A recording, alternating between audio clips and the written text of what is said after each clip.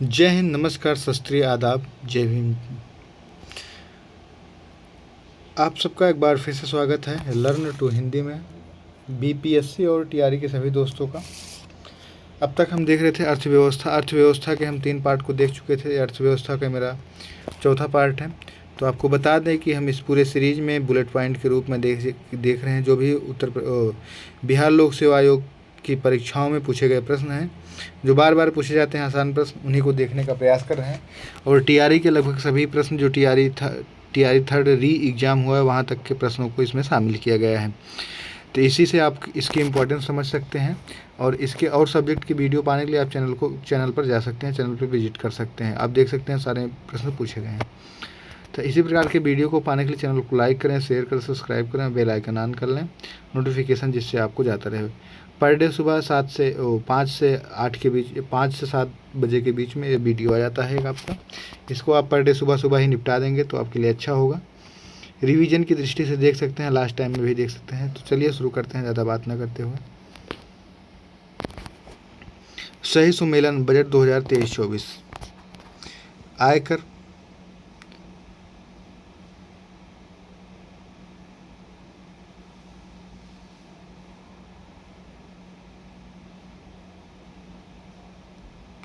₹9,575 करोड़। निगम कर 9,22,675। संघ उत्पादन शुल्क 3,39,000 करोड़। कस्टम जो है 2,33,100 करोड़। संशोधित मूल्य वर्धित कर का संबंध है बिक्री कर से।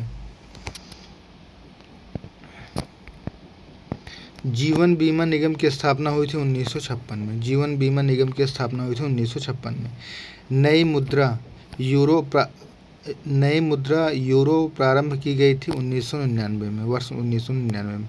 ₹1 के नोट पर हस्ताक्षर होता है वित्त मंत्रालय के सचिव का। इसको ऊपर भी बता चुके हैं।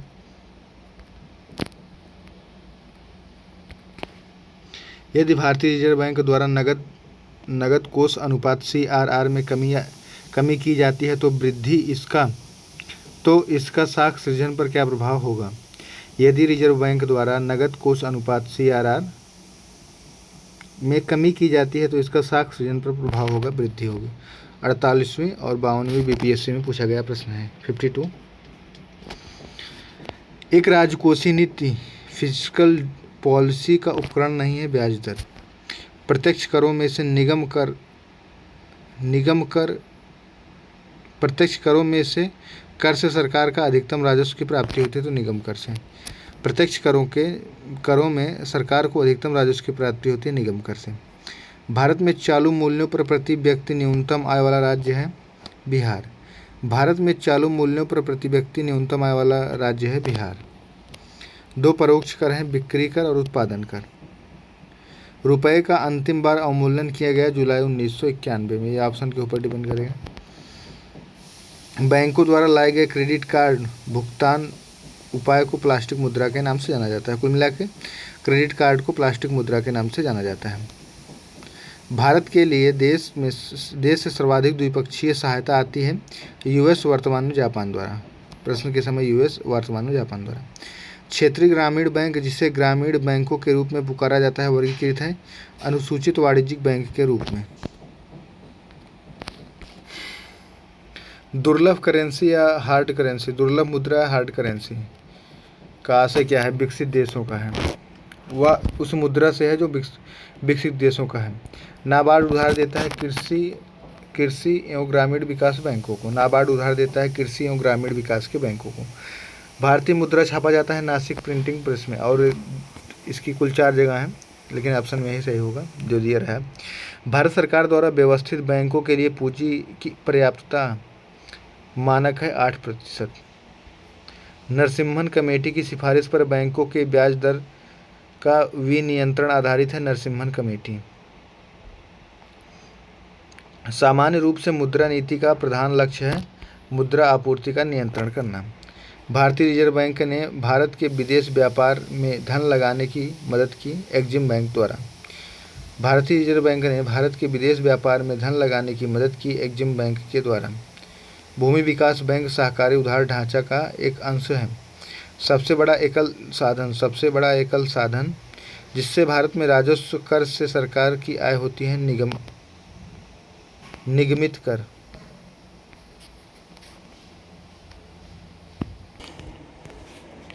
केंद्रीय सरकार का कर नहीं है भूमि राजस्व। केंद्रीय सरकार का कर नहीं है भूमि राजस्व। भारत सरकार की आय का सबसे बड़ा स्रोत है वस्तु एवं सेवा कर या जीएसटी। भारत सरकार की आय का सबसे बड़ा स्रोत है वस्तु एवं सेवा कर अर्थात जीएसटी। भारत सरकार के राजस्व का प्रधान स्रोत है अप्रत्यक्ष कर। रिजर्व बैंक ऑफ इंडिया एक वित्त वर्ष में 6 बार आर्थिक नीति की समीक्षा करती है। रिजर्व बैंक ऑफ इंडिया एक वित्त वर्ष में 6 बार आर्थिक नीति की समीक्षा करती है। रिजर्व बैंक ऑफ इंडिया मुद्रास्फीति सूचकांक मुद्रास्फीति लक्ष्य के लिए मानक के रूप में उपयोग करती है सीपीआई संयुक्त। नई प्रणाली के अनुसार बैंक की उधार दर गणना आधारित है धन के सीमांत व्यय पर। वस्तु एवं सेवा कर के संदर्भ में राजस्व तटस्थ कर दर का अर्थ है वह दर जिस पर राज्य एवं केंद्र के लिए राजस्व जीएसटी से पहले समान रहे। नेक्स्ट देखते हैं आगे। 2 रुपये या उससे अधिक मूल्य की मुद्रा नोट की देनदारी होती है रिजर्व बैंक ऑफ इंडिया की। 2 रुपये या उससे अधिक मूल्य की मुद्रा के नोट की देनदारी होती है रिजर्व बैंक ऑफ इंडिया की। भारतीय रिजर्व बैंक ने अप्रवासी भारतीयों के लिए राष्ट्रीय पेंशन व्यवस्था के अंतर्गत स्वीकृति दी फेमा 2002 में। वह इकाई जिसका मूल्य कागजी स्वर्ण या पेपर गोल्ड के रूप में जाना जाता है एसडीआर। वह इकाई जिसका मूल्य कागजी स्वर्ण या पेपर गोल्ड के रूप में जाना जाता है एसडीआर है। नरसिम्हा कमेटी ने वैधानिक तरलता अनुपात को 25% सीमा तक घटाकर लाने का सुझाव दिया था। वर्तमान में बीमा नियामक हैं डॉक्टर RD1 के अध्यक्ष। रिजर्व बैंक निर्गत करता है 1 रुपये के अतिरिक्त सभी मूल्यों के करेंसी नोट। ग्रामीण वित्त आयोग के अध्यक्ष हैं AM खुसरो। 5वां है भारत का विदेश व्यापार और आर्थिक संगठन शेयर बाजार।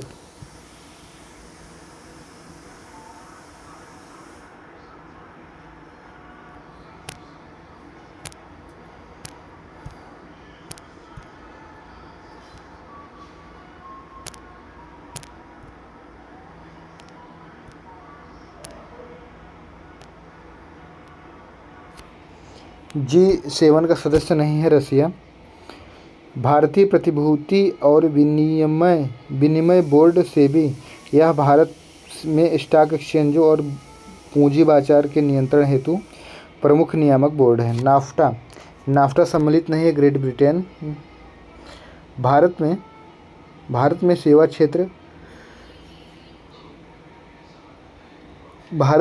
क्षेत्र में प्रत्यक्ष विदेशी निवेश इक्विटी प्रवाह उच्चतम है। सेवा क्षेत्र वैश्वीकरण में सम्मिलित नहीं है सार्वजनिक देश की इक्विटी विनिवेश।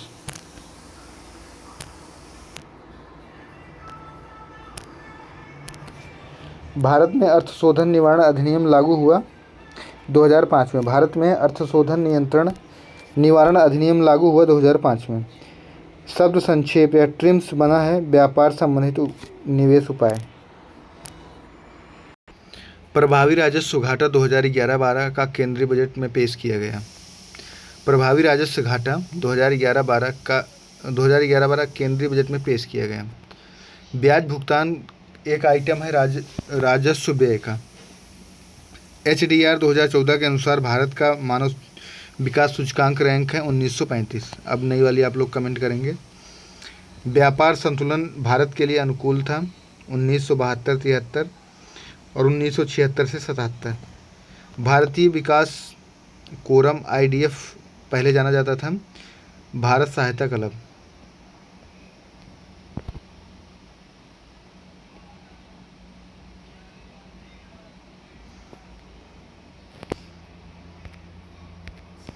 वर्तमान समय में भारत का सबसे बड़ा व्यापारिक हिस्सेदार है यूएसए। डब्ल्यूटीओ अस्तित्व में आया एक्सिस्टेंस में आया जनवरी 1995। विश्व व्यापार संगठन डब्ल्यूटीओ ऑर्गेनाइजेशन के प्रथम अध्यक्ष थे पीटर सदरलैंड। साफ्टा का पूर्ण रूप है south Asia preferential trade agreement, विकासशील और विकसित देश। सामुदायिक विकास कार्यक्रम 2 अक्टूबर 1952 को हुआ। वह उपागम जो प्रोफेसर अमर्त्य सेन से संबंधित है, सक्षमता उपागम। भारत में मध्य अर्ध शतक मिड 50 में अपनाए गए महालनोबिस मॉडल प्लान का उद्देश्य था भारी उद्योगों की स्थापना करना और पूंजी सघन थे।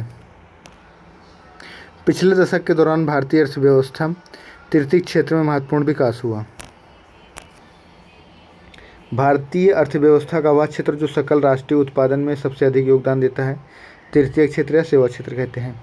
भारत में आर्थिक विकास अवरुद्ध रहा है, मुख्यतः अकुशल कृषि व्यवस्था के कारण, अनियमित औद्योगिकरण के कारण, पाश्चात्य सामाजिक अभिवृत्ति के कारण। भारतीय अर्थव्यवस्था में संयुक्त क्षेत्र का अभिप्राय है किसी उद्यम में सरकारी और निजी क्षेत्र दोनों का ही सम्मिलित स्वामित्व है। भारत को एक अल्प विकसित देश कहा जाता है उसकी तीव्र गति से जनसंख्या में वृद्धि के कारण, कृषि पर अधिक निर्भरता के कारण, औद्योगिक उन्नति की मंद गति के कारण। भारत में नियोजित अर्थव्यवस्था आधारित है मिश्रित अर्थव्यवस्था पर। आगे देखते हैं, नेक्स्ट चैप्टर है भारतीय कृषि। भारत में हरित क्रांति का श्रेय दिया जाता है डॉक्टर एस.एम. स्वामीनाथन को। कृषि विपणन की व्यवस्था में सुधार हेतु भारत सरकार द्वारा अपनाया गया नीतिगत उपाय है सार्वजनिक वितरण प्रणाली निर्गत मूल्य। कृषि विपणन प्रणाली में सुधार के लिए भारत सरकार द्वारा अपनाया गया नीतिगत उपाय है सार्वजनिक वितरण प्रणाली, न्यूनतम समर्थन मूल्य, बफर स्टॉक का रखरखाव। सही सम्मेलन। धूसर क्रांति है उर्वरक और फर्टिलाइजर से। गुलाबी क्रांति है प्याज उत्पादन से। रजत क्रांति है अंडा उत्पादन से। लाल क्रांति है टमाटर और मांस उत्पादन से। कार्बनिक कृषि एक ऐसी कृषि प्रणाली है जिसमें कार्बनिक खादों, पुनर्चक्रित फार्म अवशिष्टों तथा जैव कारकों का अधिकतम मात्रा में प्रयोग किया जाता है। भारत में न्यूनतम समर्थन मूल्य का निर्धारण करता है कृषि लागत एवं मूल्य आयोग। खरीफ की प्रमुख फसलें हैं धान, मक्का, ज्वार, बाजरा। अंतर्राष्ट्रीय हरित क्रांति के जनक के रूप में जाना जाता है नॉर्मन बोरलॉग।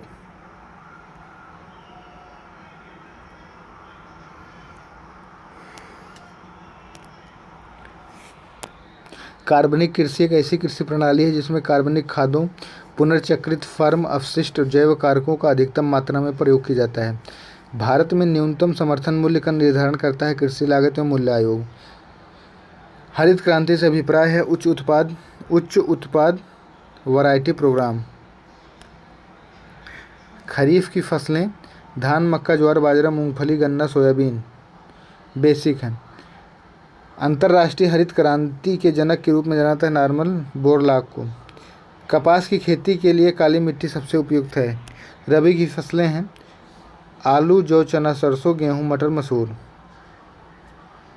भारतीय कृषि बीमा कंपनी लिमिटेड एसीएल द्वारा निर्मित किया जाता है बर्मा बीम, वर्षा बीमा। गेहूं की खेती के लिए नाइट्रोजन उर्वरक उपयोग करेंगे।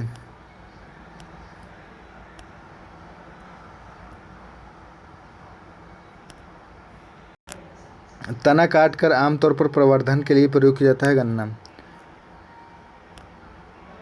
विविध में देखते हैं, भारतवर्ष में संपूर्ण आर्थिक उदारीकरण का प्रारंभ हुआ 1991 के पश्चात।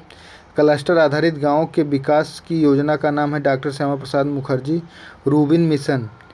मध्याह्न भोजन योजना का नाम है पीएम पोषण योजना।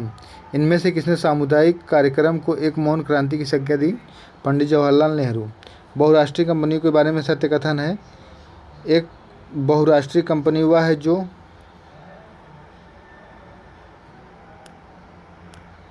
अधिक से अधिक उत्पादन का स्वामित्व नियंत्रण करती है। बहुराष्ट्रीय कंपनियां अपने साथ प्रौद्योगिकी तकनीकी ला सकती हैं।